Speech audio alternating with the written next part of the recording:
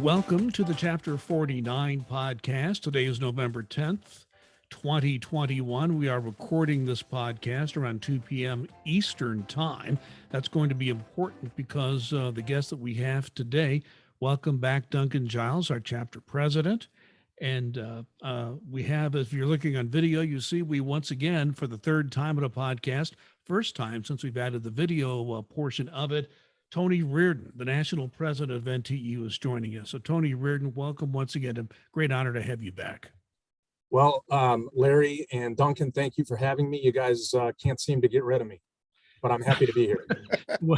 We all have a lot to do at the moment, and I'm going to get right into that now.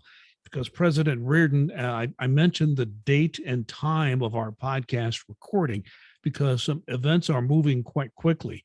And I would very much appreciate it if you would just give us an update as to what is happening. We are recording at 2 p.m. We're going to be posting this a little later in the day. Explain to us exactly what's happening on the vaccine mandate, the big issue right now with not just federal employees, but private sector employees as well. Tell us what's happening as of right now. I absolutely am happy to do that, Larry. So again, thanks to you both for having me. You know, late last week, OSHA, which is, I think most of us know, the Occupational Safety and Health Administration, finally released its rule governing the vaccine and testing protocols for private sector employers with 100 or more employees. Now, this rule that they released is aimed at protecting more than 84 million workers across the country in the private sector, as I said, from the spread of the coronavirus on the job. Now, under the OSHA rule, employers must implement a mandatory COVID-19 vaccination policy. Employers, though, have the option to adopt a policy allowing employees to choose to either be vaccinated or undergo regular COVID-19 testing, as well as wear a face covering at work. Now, under the executive order covering federal workers, our members, obviously, employees must be vaccinated and get approved for a reasonable accommodation or face removal. One of those things has to happen. Either they get vaccinated or they get approved for a reasonable accommodation.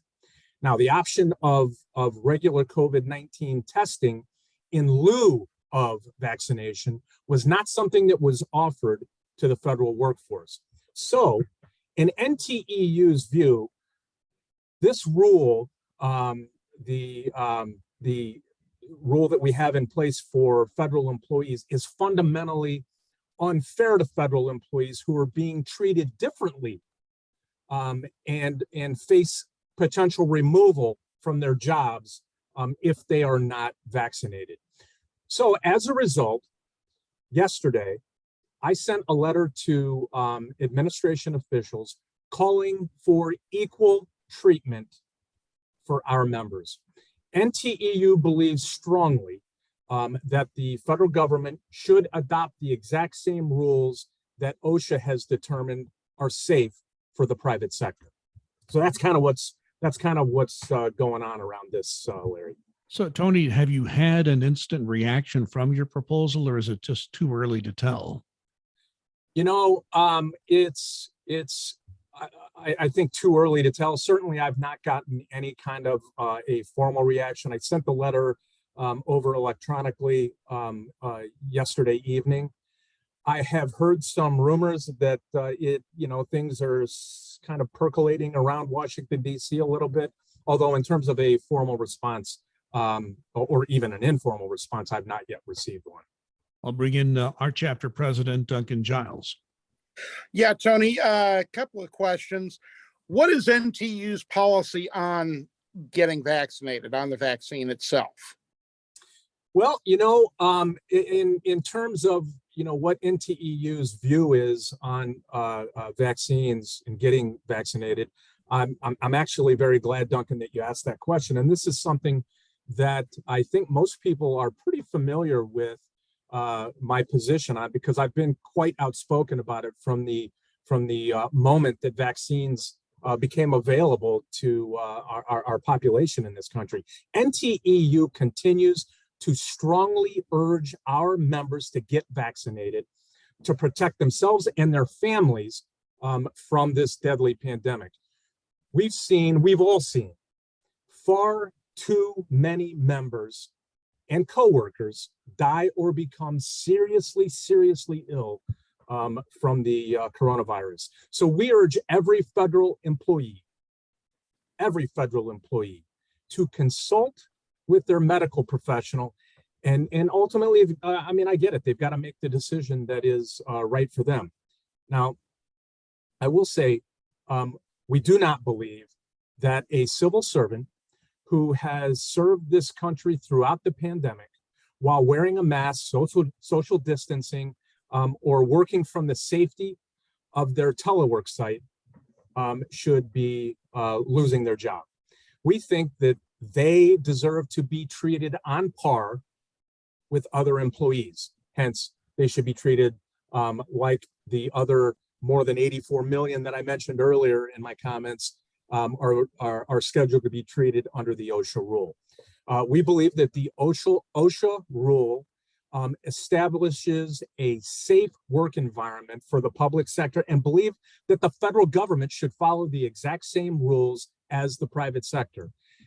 And again, I want to be, you know, obviously words matter, and people kind of pay close attention to every word I use, you know, so I want to make sure that I'm being very clear about this. NTEU strongly believes that it is fundamentally unfair to apply a different set of rules to federal employees. And so as a result, we call for the OSHA rule to be adopted throughout the federal government. Yeah, it's basically, you know, one of the fundamental things that we deal with all the time is disparate treatment. And by having one rule for the executive branch and another rule for these large employers, that's what it amounts to, is disparate treatment, in my view. Well, you know what, Duncan and Larry, but Duncan, in this case, you're absolutely right. And, you know, there are going to be those who are going to say, well, you know, Tony, why now? Well, the why now is directly related to this OSHA rule now being put into effect. You know, did we hear about a potential of an OSHA rule and what it might contain and all that? Absolutely, we certainly did. But the fact of the matter is, it took them almost 60 days or whatever it's been to get that out. There was no certainty that the administration was going to find out that it was legally viable, or that it would actually work, or that they would actually put it out there. And so it really wasn't, you know, a part of the mix. You know, at least it hadn't been put out there. Well, it's been put out there now. And so, you know, we all understand in our work that we do in our, you know, unionism, we understand the whole issue around fundamental fairness. And that is a huge issue for me. And I think it's a huge issue for all of us. Right. The big question is going to be now, you know, if we do the testing, if the administration does accept your well thought out, if I might add, proposal, that who's going to pay for the testing? How's that going to be done? Who's going to pay for the testing? That sort of thing. Well, let me just answer that question in this way, Duncan. Under the OSHA rule, employers pay for it. It's very similar to the rules for testing as part of the reasonable accommodation process, where the agencies will pay for the testing. You know, the government is working on simplifying testing and reducing the costs of tests to make them more readily available and accessible. But, you know, I mean, obviously that would be something if the government elects to move forward as I have called for. That is obviously something that would have to be dealt with.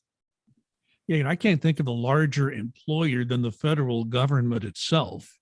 And I also have to emphasize something you said before. These OSHA rules have only been out for a few days, and the private sector and others have been waiting for this a long time. So what I'm hearing you say is you as a union really couldn't move until you had the specifics of those OSHA rules. Am I hearing that correctly? Yeah, no, you're absolutely hearing that. I mean, obviously, as I said, we could have, we knew that there was a possibility of this thing, but it wasn't out there. We had no real idea what the ultimate rules would be. We've all faced, right, rumors of what was going to be in something that the government put out, and then when it finally comes out, it is totally different.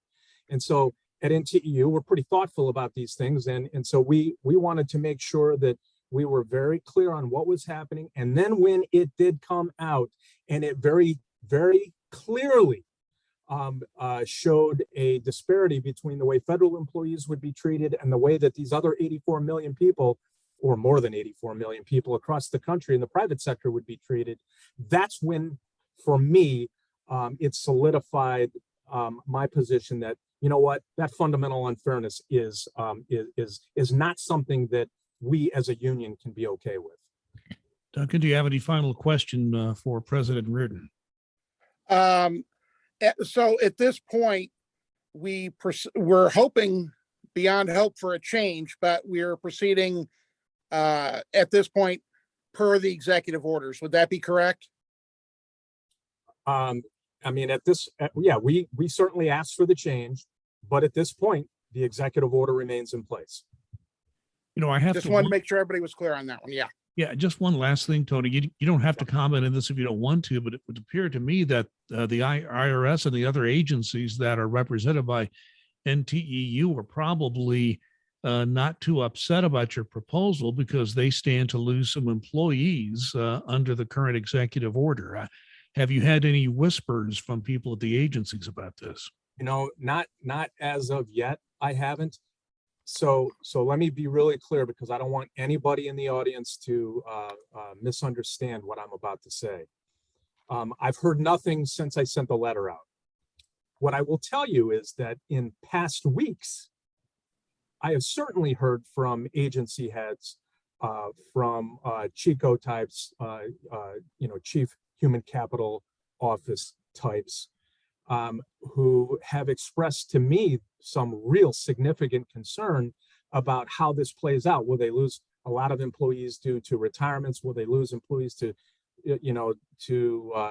they're just saying, we're not going to get the go ahead and fire us, or they resign, or whatever they do. But the bottom line is they are in a situation where they're losing those employees for whatever reason. And I think where we've had, a federal government over the last several years that has had a difficult time in terms of, maintaining staffing or bringing on new staffing, that's not a place that a lot of agencies want to be, I suspect. So I think that was sort of the derivation of their concern that they voiced to me. And like I said, that was weeks ago. That was not the result of the letter I saw. Duncan, we have about a minute left with Tony. Anything you want to add?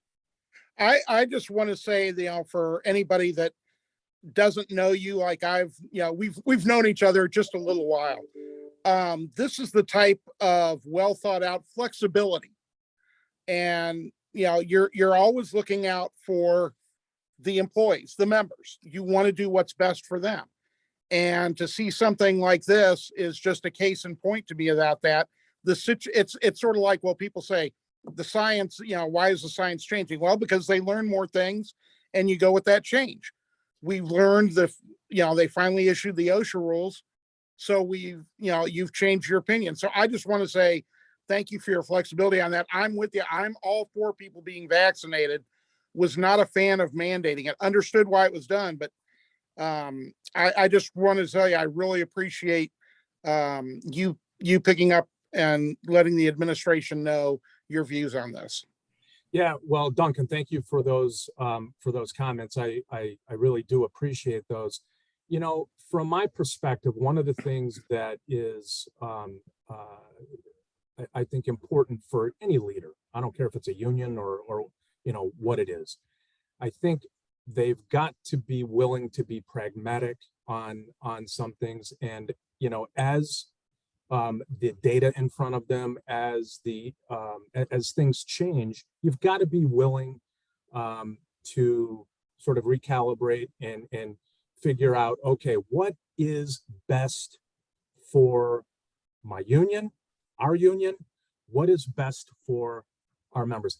Now, when I say that, understand, and I said it earlier, there are those who feel really strongly on the side of the mandate, and there are those who feel really, really strongly being opposed to the mandate. And we all understand that. We've all got to respect everybody's opinions. But I think in the end, we're given a lot of very difficult choices.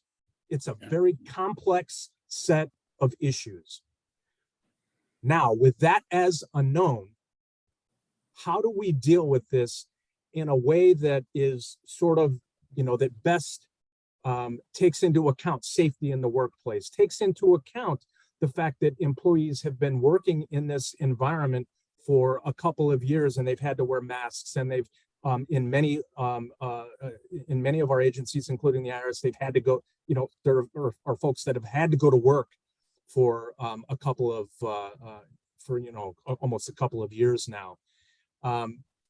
So we've got to try to take all that into account. And for me, at the very core of what we do, we look to make sure that people are treated with dignity and respect, and that they are treated fairly. And that the fact that the OSHA rule now treats 84 million people in the private sector differently than federal employees, I just could not get myself by that. That was a huge thing for me. And so that's where I am on it. And that's where NTEU is. Tony Reardon, you've been very kind with your time, carving out time for us today, but there's not sending up to messages, of course, very important, but to hearing your voice, looking at your face, watching you make this case, it's a special way to communicate to the people involved in our union. So thank you so much. We, Duncan and I both very much appreciate the fact that you took the time out to speak with us, and hope to speak to you again soon. Yeah, I appreciate your nice comments, and you guys do a really great service. And so thank you for having me on, and I'm sure I'll be on again. Thank you. I bet you will. I hope I will be. If Duncan has anything to say about it. Thank you again, Tony. All right, take care, guys. Thanks, Tony. That was quite a bit to chew on right there, Duncan. I really this is a bit unexpected in one sense, but in another sense, it makes perfect sense to us, because if you look at what is a large employer, the federal government is a huge employer, well over 1 million people, about 1.5 million civilian employees. I've lost track of what the current count is. And we've got tens of thousands of people just working at IRS, and that doesn't count all the agencies that NTEU represents, including the border protection. So I would have to say that this is a bold move, and I am anxiously awaiting what the White House has to say about it. Yeah, I think it's very interesting. As you can tell from Tony, this is it's all about fairness. It has nothing to do with, anything else that, the executive order, as we saw from the excellent explanation that Jim Bailey gave during our previous podcast a while back, it's sound legal that the White House can do it. But what Tony's asking for them to do is to be treated equitably with the private sector. And in doing so, employees that have strong feelings about not being vaccinated, are being absolutely taken into consideration where they felt they might not have before. So we were trying very hard. Tony's trying very hard to make sure that, like I say, it's equitable treatment. That's what it boils down to. Well, as Tony mentioned in response to your question, at least as of this time, the agencies are supposed to be following the executive order, which said that the counseling memos were supposed to go out November 9th. But this IRS, they didn't go out November 9th, did they? No, they didn't. I'm not going to go into details from some of the rumors that I've heard, but I would expect those counseling memos to go out very soon to the folks who either are not fully vaccinated are not vaccinated at all, or have not updated their information in HR Connect, or even put any information in HR Connect. So I would say that those should be coming out very soon. I should also mention that there has been a court decision this week, which I think has some bearing on all this. The decision came out late Monday, and the media got a hold of it yesterday. And it was a district court in Washington, D.C., which gets a lot of these cases on federal employee issues. There were 18 civilian employees and 2 members, uniformed members of the Marine Corps, who were challenging the vaccine mandate for federal employees, which would include people in the military in that sense. And the judge basically threw it out of court and denied any, how should I put it, anything that these people wanted, basically saying that the mandate is for public health and that outweighs any arguments that those plaintiffs might have made. Of course, it could be appealed, but it was a pretty strong ruling from that judge who felt very confident that the law was behind that. The judge's name was Colleen Catelli, I believe it was. So we've got, and I think that's what Jim Bailey was telling us. That's what you've been told by our NTE lawyers. You're going to see a lot of litigation, but the chances of it being successful are not very high. I remember talking to a judge and a group of people years ago in a seminar, and they kept asking this judge, could I sue over this? Can I sue over that? And he just stopped and said, anybody can sue anybody as long as you have a piece of paper to write it down on and the filing fee. So if you want to sue somebody, you can sue about anything. Now, can you win? Entirely different question. So the lawsuits are being filed, but so far they've been unsuccessful. And that's more or less what our NTE lawyers have been telling us. Yeah, everything that in my discussions, and I've had quite a few, and I've done the research myself into the court cases, because it's almost like, okay, when you're researching prior arbitration cases for an issue with an employee, the same principle.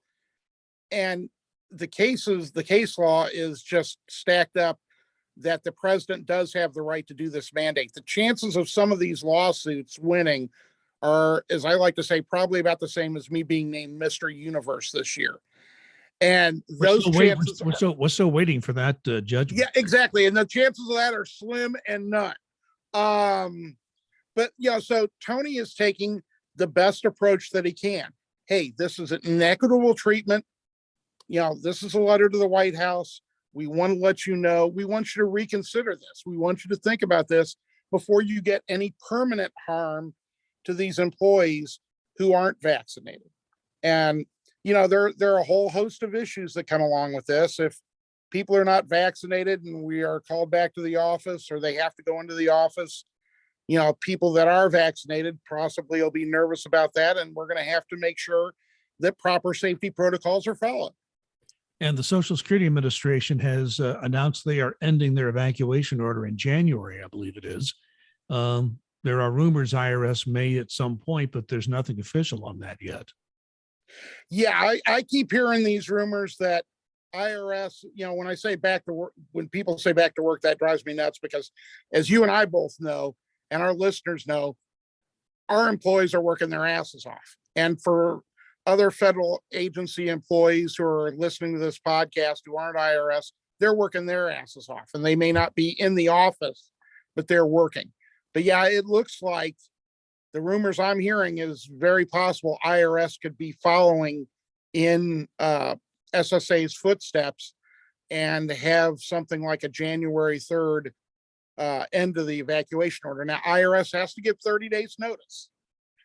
So we would have to hear about that by December the 3rd, which seems like the witching hour for everything between, debt ceiling and government shutdown. And that could possibly be a notice on going back to work, but going back to the office. And there you go. You and I have both done it on occasion.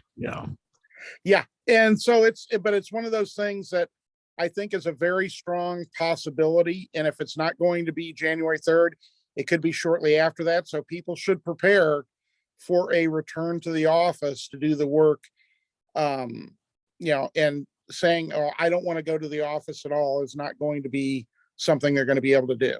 And that gets into this whole issue of if we return to the office, what sorts of rules are going to apply to those that are vaccinated and not vaccinated. We know some of those, answers now.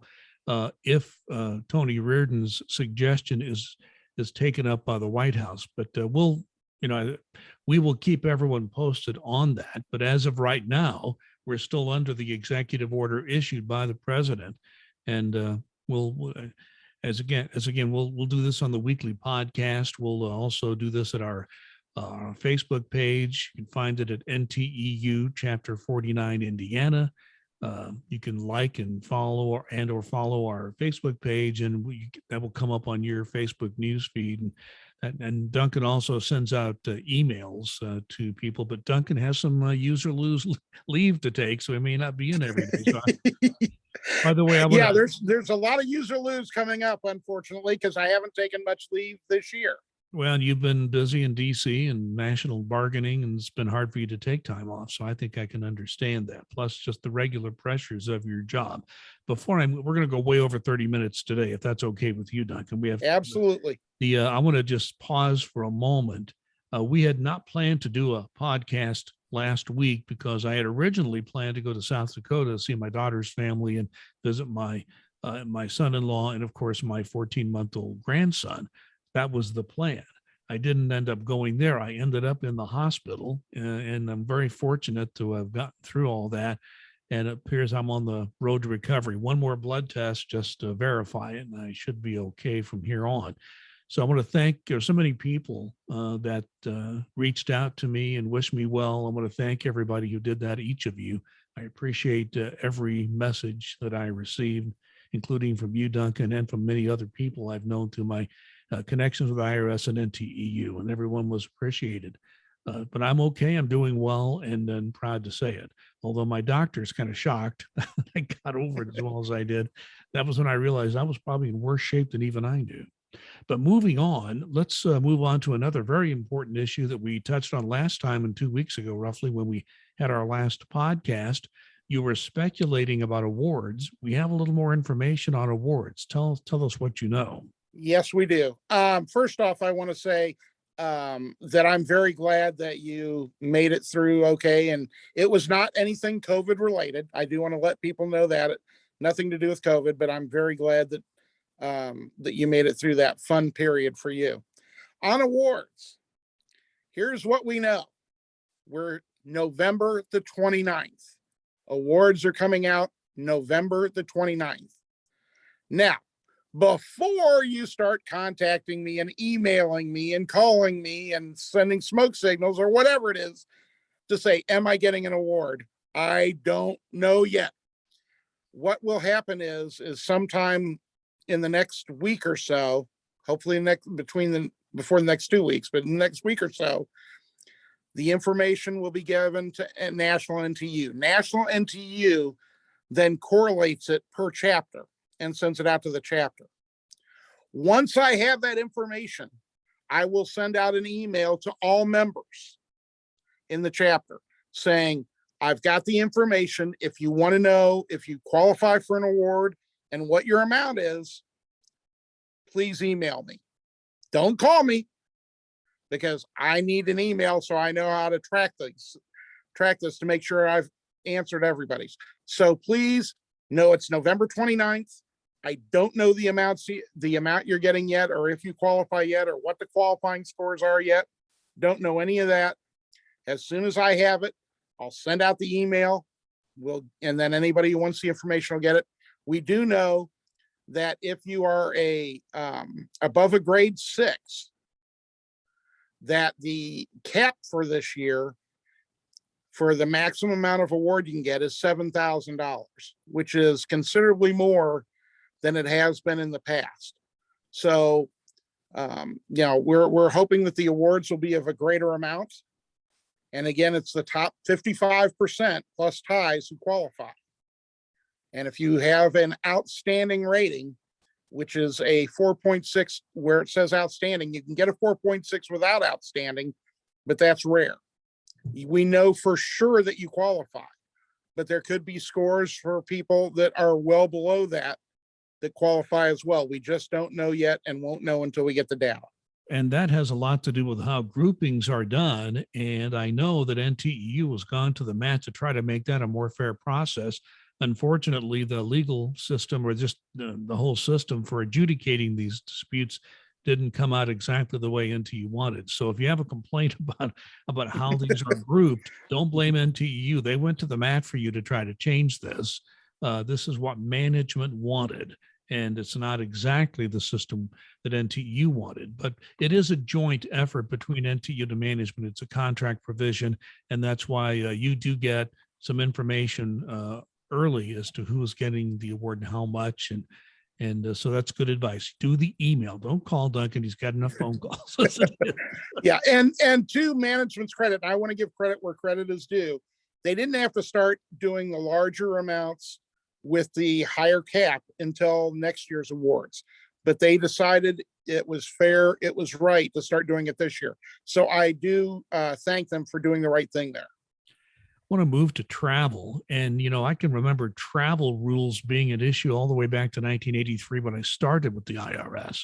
And we have another controversy about travel. I want you to give us the chapter and verse on that. Yeah, this is one that has cropped up. I started hearing about it from revenue agents. And once I started hearing about it, it was like went from a drip to a waterfall very quickly. And because it was based on local travel and how you're going to be able to take it, and if you're going to have to take off a certain amount before you're able to include what in your travel. And then last night they sent out something saying lodging has to be done through our Concur system, which is the system for reservations. You can't make your own hotel reservations, even if you can save the government more money by getting something at a lower than government rate, which just totally blows my mind, but that's what they've come out with. I want to tell you that I know several chapter presidents, including myself, have been in close contact with our folks at National, and Ken Moffitt and his folks in the negotiations department are all over this. They're looking into it. They're seeing what can be done. We want to make sure this is done correctly. And so far, we haven't seen the documentation that backs up the IRS's change. So there's more to come on this. Don't anybody panic yet. It's being, National NTU is well aware and is working the issue. So what I'm hearing you say is that the negotiators and the attorneys in Washington working for NTEU are looking at number one, what is the legal authority to do this? And secondly, if there's any questioning of that, they're looking at the best way to try to get this changed if there's an ability to get this changed. Because I know just from some of the email traffic you shared with me that obviously revenue agents have to be out in the field. Other people are doing work out in the field. Some have overnight travel as well as mileage on their personal vehicles. So this impacts a lot of field people. Absolutely. It impacts just about every field person, and want to make sure that, they're not hurt financially by something that is a change that's not really based in law. And that's what we want to see. We want to see the documentation that justifies this change. Let's move on to health insurance open season. It's now started, and tell us what benefits NTEU does offer to our membership in this regard. Yeah, the consumer checkbook that's on the nteu.org website is absolutely invaluable. Again, I urge everybody to take a look and find this, because just because you've had a health insurance for, forever, since you started the IRS, well, this is what I've always had and I'm going to keep it.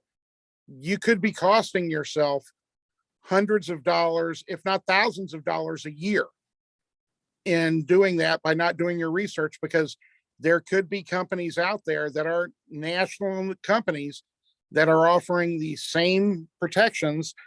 Check with your doctor's office, see if they accept that insurance. And if they do, could be offering the same coverages, could be offering the same prescription plans and things like that at a much less rate.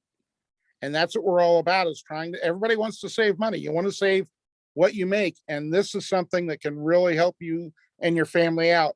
So I strongly urge everybody to take a look at their health insurance, make the right choice for you and your family. That's going to be the best value. And that checkbook is online at nteu.org. And if you're a member and you have not set up an account, you need to do that right away. Absolutely. And it's very easy to do. All right. You've already mentioned this.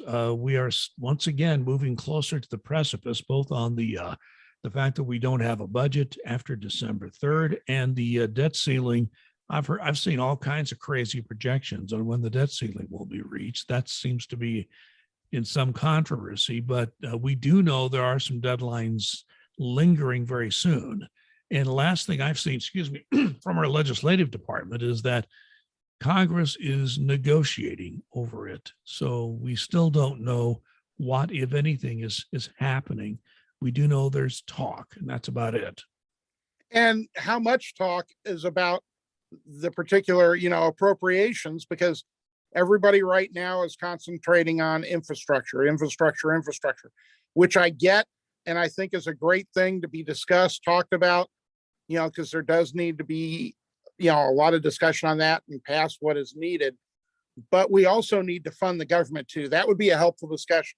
Passing the, limit to the debt ceiling would also be a good thing, because I don't really like to see the stock market totally crash because the government is, not paying all of its just obligations. That's never good. So hopefully they will come to some consensus soon. I'm afraid that they'll do what they did just recently and do another continuing resolution and do a short-term lifting of the debt ceiling and just kick the can down the road. I hope that doesn't happen, but if that's the worst case, that's fine. Just nobody needs a shutdown at this point or a default in the debt ceiling. Need to clarify one thing, and I think you've touched on already, but let me try to clarify, because it's when you're trying to follow things in the media, it's very hard to do. The basic infrastructure bill, the roads and bridges, the infrastructure on internet, and a whole list of things, that infrastructure bill has passed and will soon be signed into law by the president. Now, there's another bill called Build Back Better, which is more like human infrastructure. Right. It's within that legislation that IRS has a lot of funding. Now, the last time we had a podcast, I said I saw a $400 billion number, and it had been revealed just right before we went on to record. That $400 billion is really what IRS additional spending is supposed to yield over a certain amount of time. I think the actual extra amount of money for IRS is something like 80 billion, which is no small amount. But that's right. 80 billion over like 10 years or 8 years, I think. Yeah. It's over a certain period of years. It's not instant, and probably couldn't absorb it all at one time easily anyway. But I just wanted to clarify that, because a lot of numbers have been bandied around, but that big hiring for IRS that's been discussed would only happen if the Build Back Better, which is like the human infrastructure, that's the one that people are waiting for a Congressional Budget Office score to see how it comes out financially in terms of paying for itself, whether or not that is the case. So there are some members of Congress who are on the fence and want to see that figure before they decide how they want to vote. And so that's the House. It will go to the Senate. If the Senate does pass it, it's probably going to be in a different form. They'll have to do a conference committee or something. So there'll have to be some, and if not that, they'll, sometimes the Senate passes and the House just passes that version. It just depends on how the leaders of Congress decide to do it. And it assumes that people come to an agreement. So that extra funding for IRS is we're still waiting on that. And even, I think you mentioned this, the new budget the Biden administration has proposed would also increase our budget, not by that much, but certainly by enough that we can actually do what we're supposed to do. Would you say I'm accurate in describing? I would absolutely say you're accurate. And that's one of the things that's always puzzling to me is, well, we want to cut the IRS's funding. That's like cutting your sales staff and saying, well, why aren't we bringing in more money? Well, if you're not funding the part of the organization that brings in, well over 95% of your funds, then you're not going to be successful. And that's the thing. You fund the IRS and the IRS will bring in money. One thing that's happened recently, and I know this has actually come up in your discussions with the management, Duncan, about this situation, with so many people working telework, and even after the evacuation order is lifted, we'll still have a lot of people on telework. Telework means you must have an internet connection at home. And what we had just recently, before we record this, is a national outage of one of the major companies that provide internet service. So lots of people around Indiana were cut off from their internet at home. So the question that comes up is, all right, I'm at home, my internet's cut off. What do I do now? What's the answer? Yeah, for folks who are newer to telework, Comcast / Xfinity, the best one I saw was again from the movie Airplane, where the guy was, had unplugged the big cord with the lights and was sitting there smiling. I saw that one out the other day, and I'm like, yeah, that could be for what happened. But Comcast / Xfinity went down for a few hours yesterday, and so employees who are on teleworking, who are using using that internet, couldn't do anything. The proper thing to always do, and this is part of your telework agreement, is if you cannot work from your telework site, you are required to contact your manager and to make sure that, say, hey, I can't work. And the manager either says, you're going to have to take your own leave, or you're going to have to come into the office, depending upon what time of the day it is. And if you have to come into if they tell you have to come into the office or take leave, legally, they are correct and able to do that. So I want to make sure everybody has that understanding. Yeah, because we haven't had a major outage like that in a while, and that was a Right. major provider that a lot of people use. So it was a topic for discussion, and that is the right. You may have to come in the office, or you'd have to just use the guidance given to you by your manager. One last thing before we go, and I know we're over time, so hopefully we've kept our audience engaged. But we're coming up on Veterans Day. We're recording this on November 10th. November 11th is Veterans Day. It's always on the 11th because it marks the end of World War I, the 11th hour of the 11th day of the 11th month. And that was when that war ended. What at that time people called the war to end all wars. Of course, we know that wasn't the case, sadly. But Duncan, working for the federal government, we work around a lot of veterans, and I've always loved the fact that I've been around so many people who are military vets while working as a civilian in the government.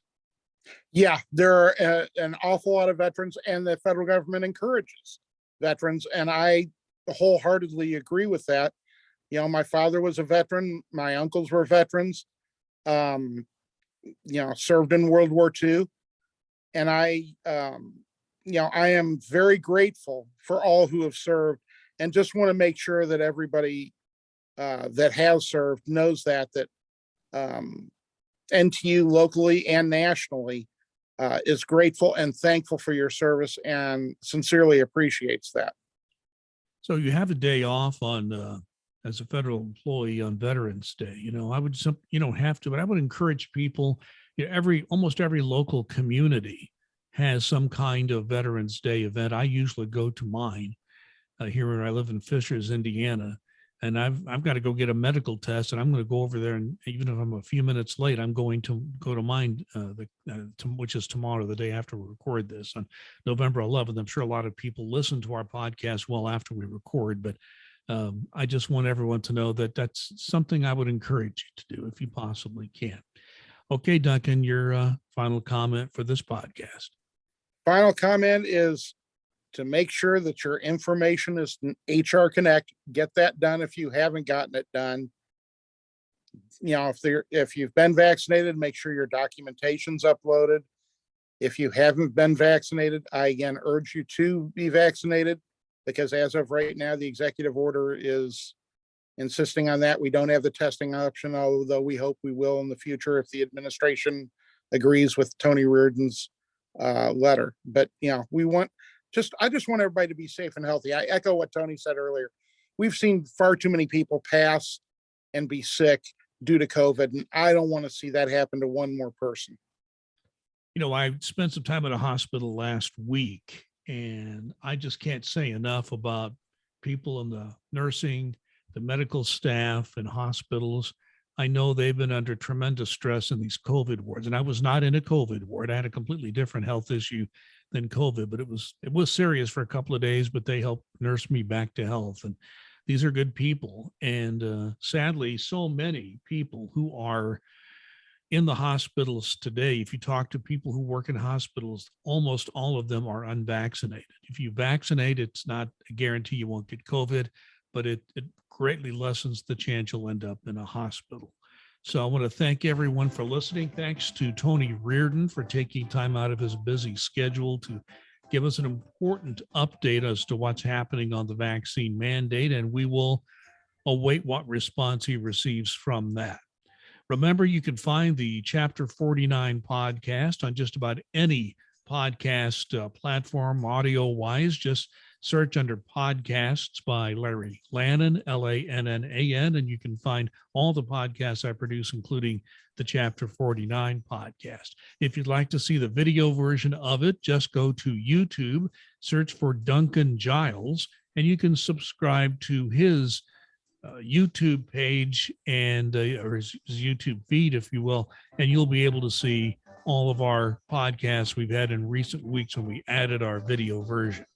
So once again, we thank you for watching. We thank you for listening. Wish you well. We'll be back next week if all goes well. In the meantime, please be safe and be kind.